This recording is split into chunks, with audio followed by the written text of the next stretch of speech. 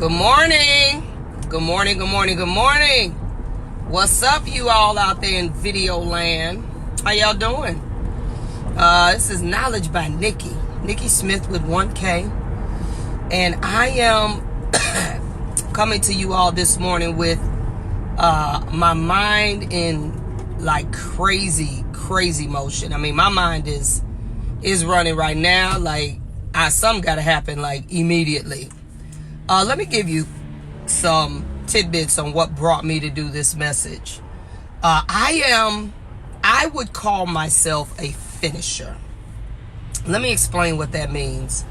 I have this thing, and I've been this way since I was a child, and I'm going somewhere with this, so y'all stay with me because I want to help you. I have been a person that I think, we all have these pet peeves, and even as a child, the one thing that I did not understand and did not do well with, as far as it would send me to the moon, or as they say, get on my reserve nerve, is when people didn't finish stuff. I believe if you take on a project, if you obligate yourself or someone hires you, whatever your task is, you should finish it. It should be to the point where when you're asked to do something, or when you yourself set out to do something, you should finish it. Even if you decide you don't want to do it anymore, you should leave. Everything you touch, everything you start should be finished. Let me give you some simple examples that drive me to the moon. And for those of you all that can relate to what I'm talking about, when you find yourself going bananas over little stuff, that really means there's something bigger going on. So I got home. I've been out of town for about a week. And I got home, and the man that cuts my grass, who I love him, his name is Martin, and I love him. He's Hispanic. And I don't understand, and I pay him whatever he says. I don't care. He cleans the gutters. Whatever you say is what I pay you. So carte blanche, handle everything that needs to be handled. I don't understand when I come home and the grass is cut. It hasn't been fertilized, and I done left the fertilizer out there. The bushes need to be trimmed. You cut the grass, though. He kills that.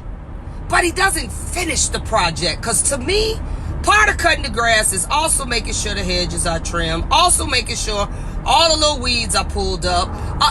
Y'all get what I'm saying? So I'm going bananas, right? And I love this man. He been cutting grass for me for years. And I'm going bananas. I'm calling him up going ballistic. Like, why didn't you finish it? If I gotta come behind you and say, what about the weeds, or what about the hedges, and you've been doing this for years, now I'm bothered, okay? Then my husband, who, God bless him, because he sure makes sure the bottom doesn't fall out on me. When I think you're supposed to take out the garbage, I think that means all the garbage, every garbage in the house. Put a bag back in the can after you take out the garbage. So if I come in and just the garbage is taken out, but the garbage still in the bathroom, or I get ready to throw something away and I got to put a bag in there first, I'm going bananas, right? Because I don't understand. And then this leads me to the incompetence aspect. It is not that these people are incompetent, but it leads me to why don't we finish stuff? Why don't we say, you know what, if I started this, I don't care what it requires, how long it requires. I don't care if I decide after I finish, I don't even want to do this no more. We have become a generation of people who don't finish anything. We don't complete the task. I want you to ask yourself, how many tasks have you started? How many books have you read and you didn't finish them? How many times have you started a project and somewhere in the middle you just bailed out on it, and for no real good reason, just because you lost your fire, because you emotionally maybe started it and now you pooped out because it was an emotional high. It wasn't something you really wanted to do.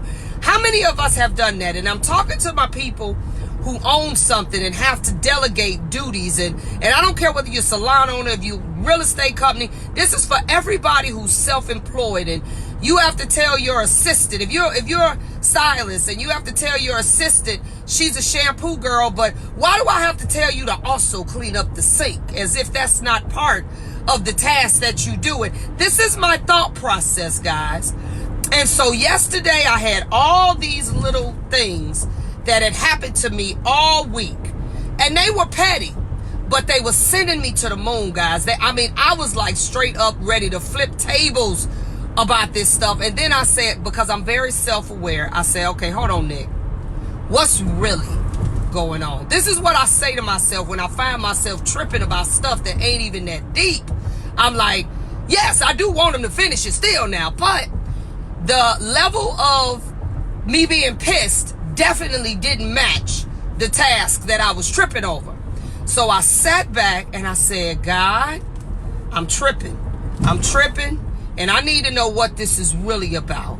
So let me tell you how God will give you what you need in the strangest formats, when he really is trying and you sincerely are seeking, help me figure out what is really going on with me.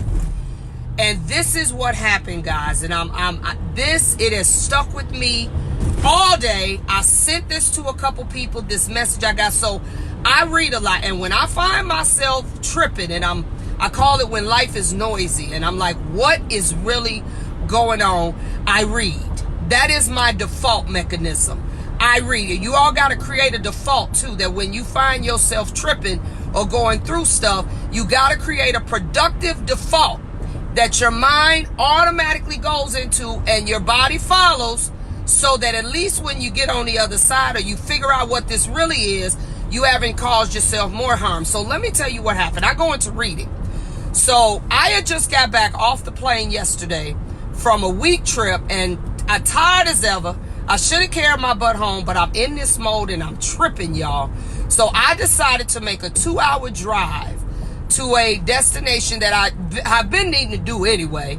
And I said I needed that drive. The car is my think tank. So I needed that drive to clear my head and really try to process what's going on with me, because I am straight tripping over stuff, because I'm tired of having to come behind people and finish stuff that they didn't do, right?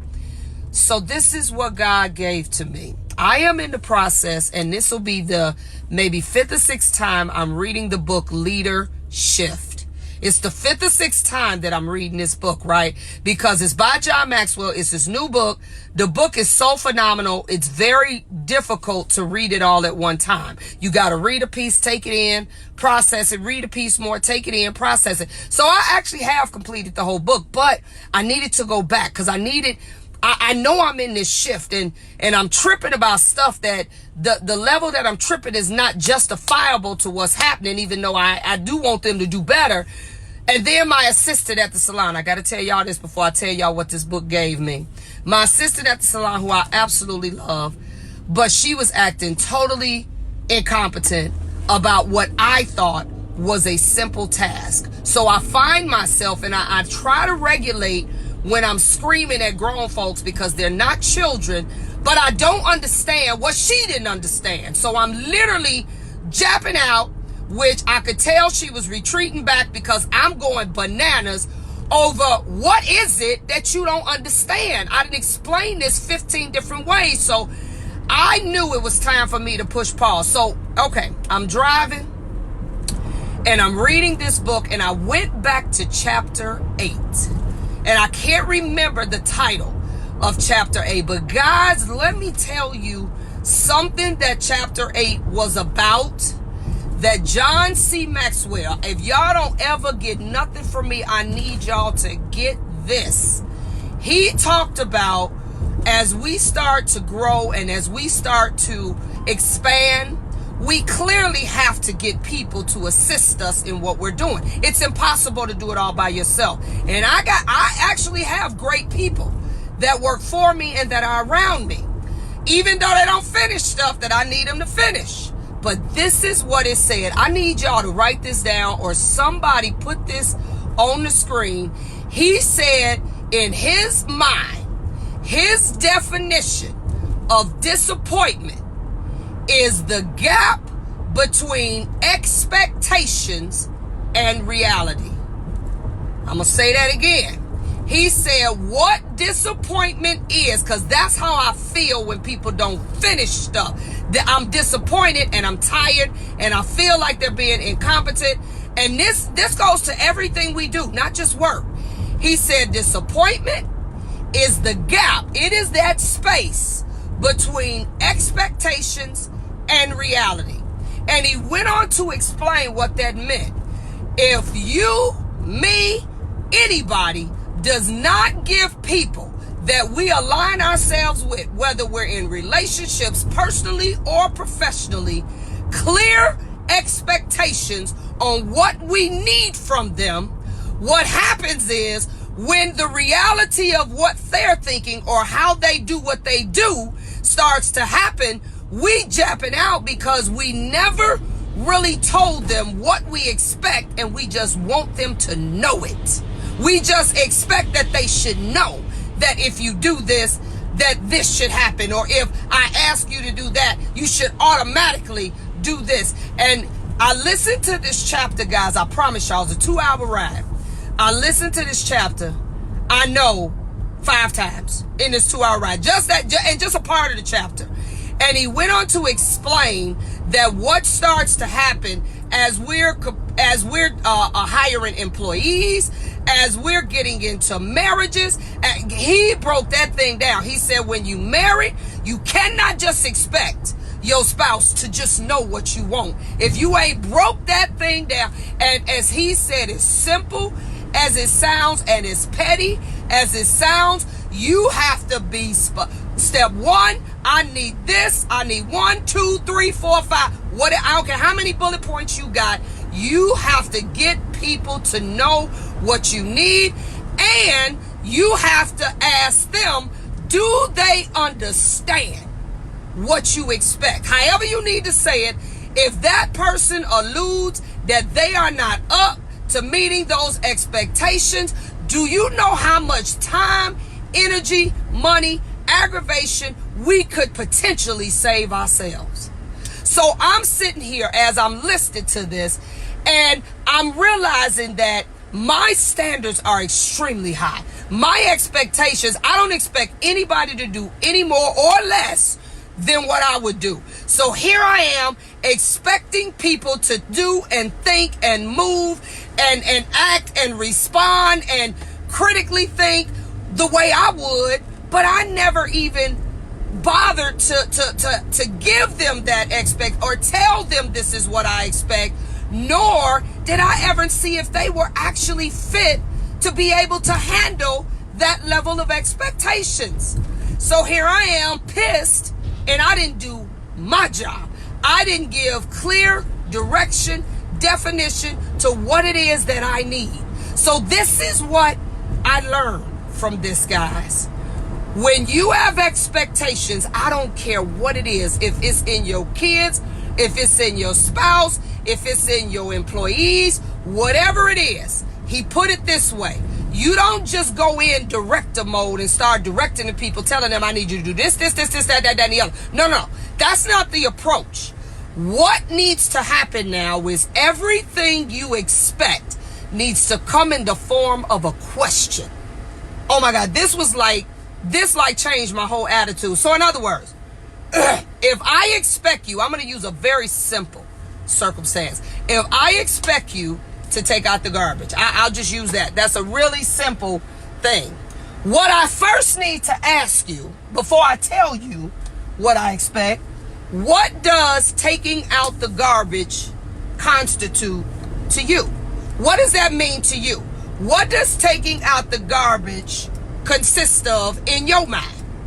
And what'll happen is you'll learn that their idea of something so simple is not the way you think. So if I ask you that and you say, hey, grabbing the bag and taking it out and putting it in the trash, now I can say, okay, is that it? You allow people to tell you how they already process this information. If they say that's it, then this is what I'll say. Well, no. What I expect and what I see as taking out the garbage is going in every room in the house and getting the garbage.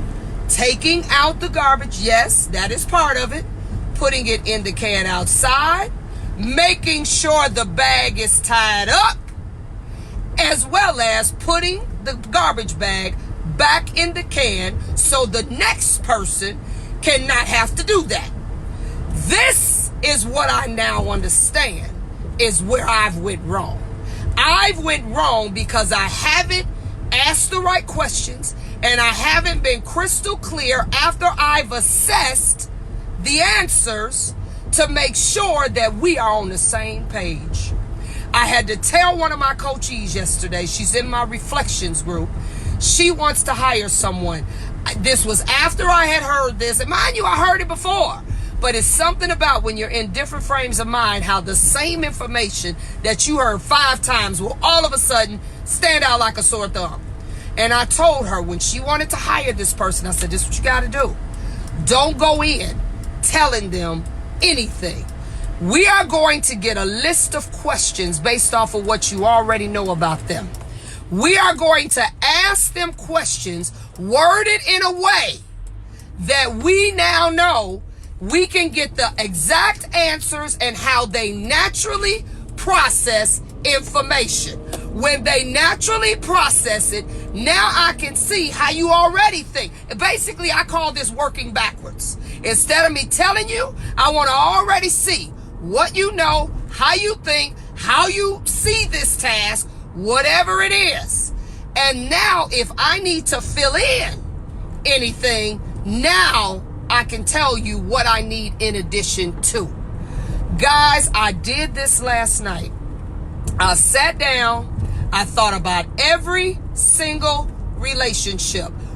I'm in partnerships. I got all kind of relationships going on.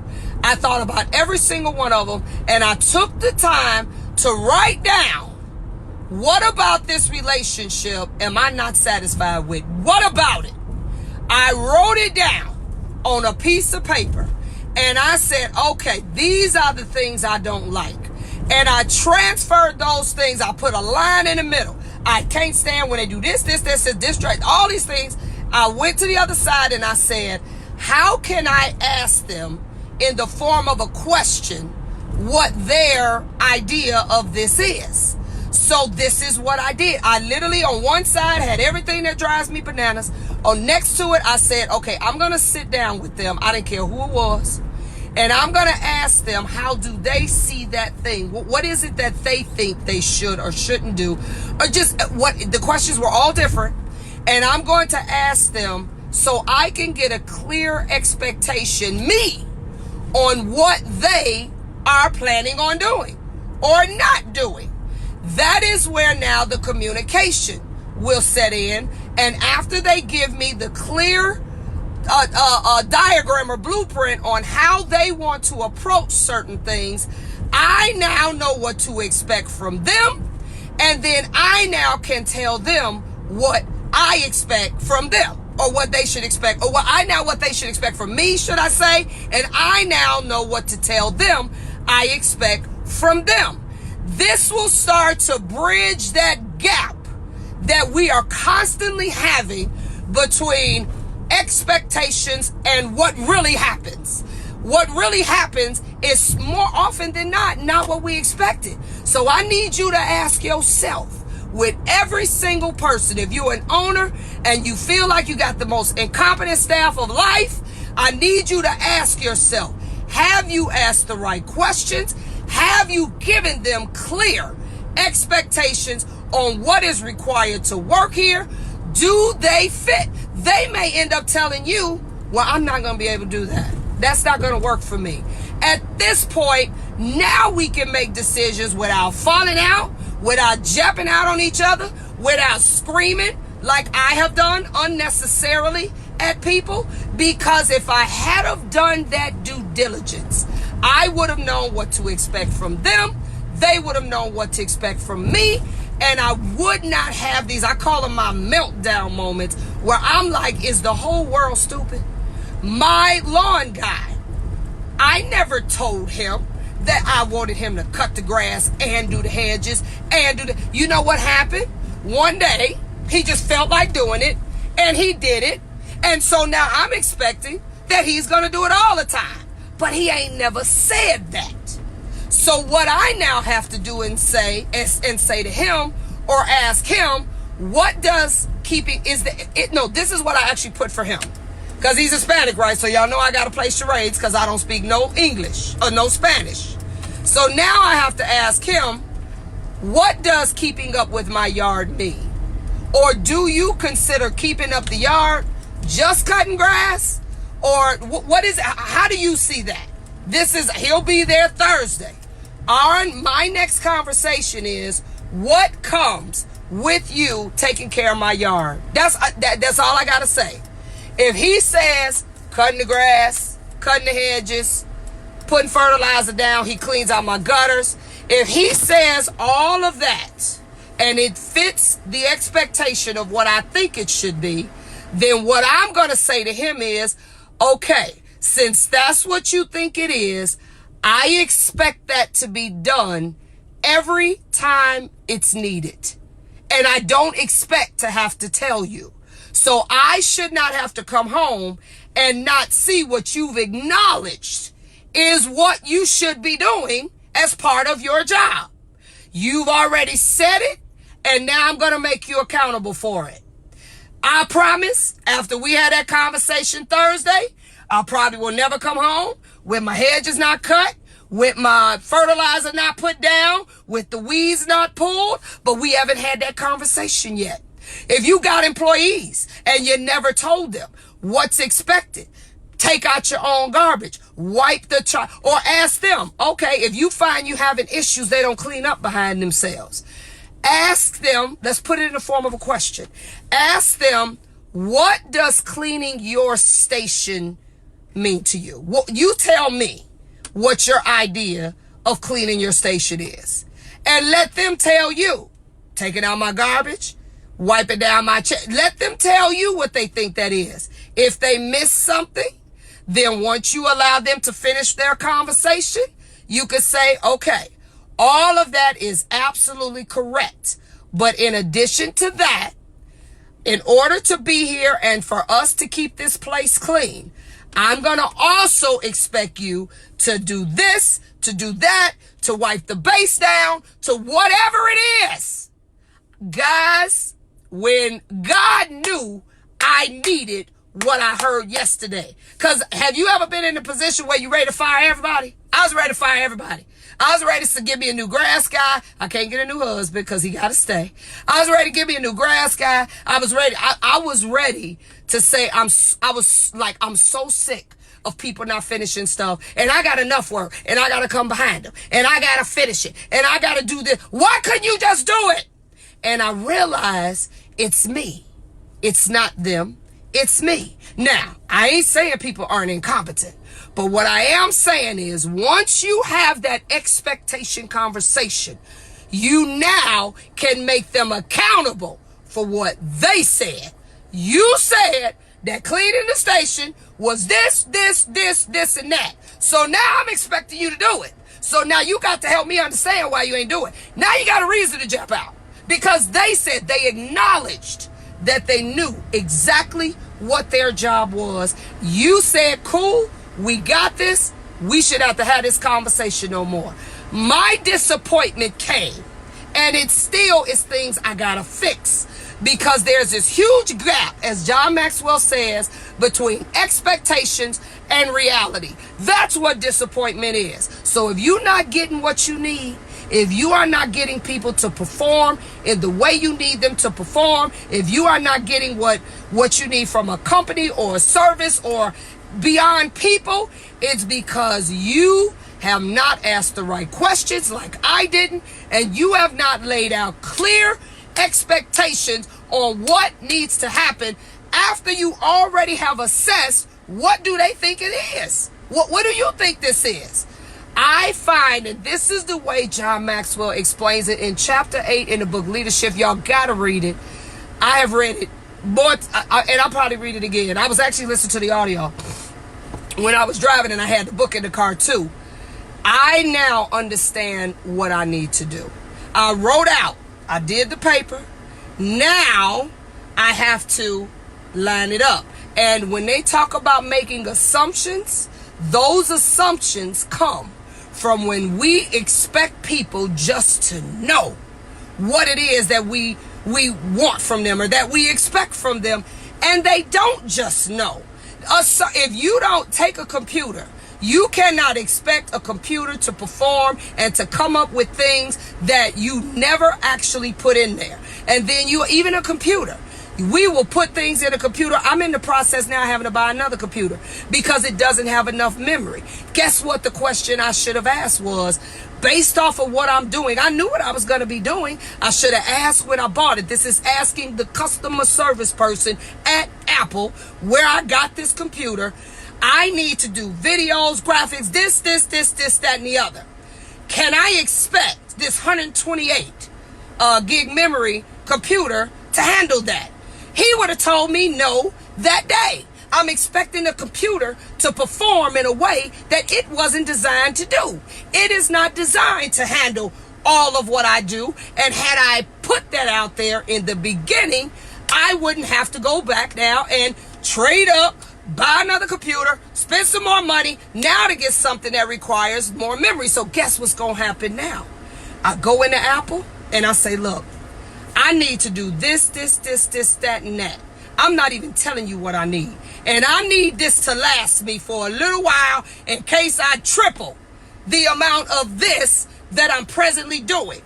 And I also am not spending over X amount of dollars. Can you tell me what computer in here can meet my expectations so that I can realistically get what I need out of this computer? Now I'm not disappointed because he's going to say, okay, ma'am, you say your cap is $2,500. Okay, this computer over here for $2,500, it allows this. Matter of fact, you may want this extra app, this extra software. Are y'all with me? Now I can buy something and have realistic expectations about its performance. I am no longer like, this dude sold me something that don't work. This is how could he if I did not convey what I need? And more than that, I had to ask the right questions. I'm telling y'all, remember that. I actually am about to go in an office, so I'm going to have to get off here in a minute. What time is it? Oh, I got a few minutes. I now understand why I am not getting I'm getting 80% performance out of the people that I now employ. They ain't all the way out of there, and I know the whole 80-20 rule. I get that. But in this particular situation, I can't take on 20% of everybody's job. That's not going to work for me. I can't let 20% be undone and just be like, forget it, I'm going to do it. And I'm over that stage of, they ain't going to do it like me. No, I'm over that. No, I need it to get done. I need to walk into, when I come back from vacation, I need to look at my yard and say, he did everything. I shouldn't be like, let me go see if my hedge cutters are working because he didn't cut the trees. But if I don't convey that to him, I assumed he knew because he did it one time on his own. Maybe he just felt like it that day.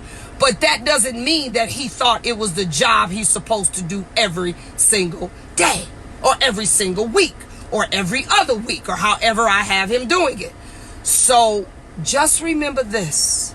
Disappointment, and this is John C. Maxwell's quote, it is not mine.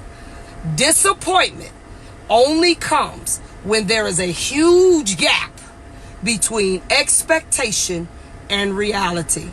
That is when we make the assumption that they know all this stuff in the middle. Now, if you have told them and you have asked the right questions and you all have done this, now you got a reason to fire them. If you have to, now you got a reason to say we got to do something different or this is not going to work.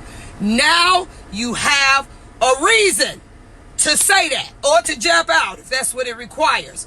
But until then, until you do that, for all of you all that call me all the time, and the first thing you say is, I am not getting what I need. I'm tired of this one, that one. I'm not getting what I want. You are going to have to take some time, push pause, write it down in all these areas of my life, personally and professionally. What is it that I need? that means you're going to have to spend some time really figuring out what is it that you need, what is it that you are actually expecting, and you can't just say whatever. No, you have to be specific. From your employees, from your kids, from your spouse, from your whoever. I don't care what relationship you're in. If those things aren't clear, you got to own that. That maybe I didn't make myself clear. Maybe I want you to even approach it as maybe I didn't tell you what I needed. Maybe I wasn't clear. Or maybe I didn't really understand what you thought. Maybe we need to go back to this beginning, and as Roseanne Barr said way back when the old Roseanne show was on, she said we need to renegotiate the terms of this relationship. We need to renegotiate that. We need to renegotiate so both of us have clear expectations on what is going to be required in order for this to sustain, in order for us to stay in connection personally or professionally. Because if we do not, guys, we are going to continually be disappointed. I see some of you all, I coach many of you all. Again, you all already know, if you, or maybe some of you all don't. Again, see, there I go assuming. So I'm going to ask the question. How many of you all need a coach? How many of you all need help? If you need help, instead of me assuming that you just know that I coach, see, there I go again. I want you all to hit me up on knowledgebynikki.com if you don't already know that I can provide services that may help you if you are in this gap. If you are in this gap and you're not fully understanding how to get the best out of both people or both sides, personally and professionally, with what you need to grow your life, you can go on my website, knowledgebynikki with 1K.com. You can push consultation button. It'll send you a schedule. You can set up to have conversations with me. I promise you, I will ask more questions than I actually give answers, because it's the only way I'm going to be able to help you. And I also will ask you this. I have learned this. What is it that you expect from me? What is it that you need from me? Where can I assist you? If you cannot give me that answer in some way, shape, or form, it is going to be impossible for me to help you. And I'm learning, and I've done this before, but I realize now after hearing that how imperative this is. So when I ask you that now, and you tell me I don't know, what's going to happen is I'm going to tell you, in order for me to help you and give you clear expectations on what it is that I can do or how I can serve you, I cannot do that, whether it's this conversation or the next one. I cannot do that until you give me a clear picture. So you figure that out, and then we'll reconnect. That means that conversation's over. I can't help you until you first figure out what you need. And I'm also going to ask you what is of most importance. A good friend of mine that owns a retail company used to say, Nikki, everything can be important, but everything can't be urgent. We can have a lot of important stuff. You know, we want to do this, that, the other, but everything can't be urgent. So I'm going to also ask you, out of the list of all these important things, which one is the most urgent? If you cannot tell me that, I'm not anymore jumping into relationships without me having clear expectations and me giving you clear expectations. So until you can articulate that, you're going to struggle. You're going to have a time. Now me, I don't have a problem with articulating it. So I had no excuse other than I just made the assumption that people think like me, move like me, and that is never the case. That never happens, guys. So if you want to stop being disappointed, you're going to have to ask the right questions. At that point, you're going to have to then add in whatever needs to be added in that you expect. And you're going to have to make sure if this person is the right one for the task, for the job, for the journey, whatever it is that you're doing. And I guarantee you, we will live our absolute best life. And then we won't have to jump out so much. All right? Y'all get that? That has resonated with me all day. I got to go in this office. It is 8:55. And so I have to go now. I needed to share that with you all because I know doing this is going to shift everything that I do, that I need. It's going to help me align people with what I need from them. Meaning I'm going to look for certain qualities and then I'm going to ask the right questions. And once we have that conversation, all minds clear. You'll know what I'm going to do. I'll know what you're going to do. And we can live happily ever after. Deuces. You all share this. I know there's not a soul in this world. Hit share. Share it to your groups. Share it to everything. Go on my website, knowledgebynikki.com. I got some good stuff on there. Great conferences, Salon Owner Strategies Conference. You can register right online, payments, the whole nine. I got my Money Does Matter Conference in San Juan, Puerto Rico next year. I got my Color Me Crazy Business Edition. Whatever it is that you need. And you will now see me starting my classes with the same thing. What did you all come here expecting? Tell me what you expected. Because I actually even do my smaller classes, like at shows. I had started doing that because what I want to let people know, even in the beginning, and this is at shows where people can walk in and out. I like to let people know in the beginning. Ask what they expect. Tell them what this class is. So if this is not what you sat down here for, please leave now. Ain't no need of you sitting here. You ain't got to disrupt my class in the middle. Go ahead, leave now. This ain't what you thought it was. And I'm good with that. Now I know I got people sitting here that are in expectation of what I'm about to deliver. And now we have a happy, happy, good time, and that's it. So I got to go, y'all. Because y'all know I'll be talking forever. Knowledge by Nikki, 1K, I'm out.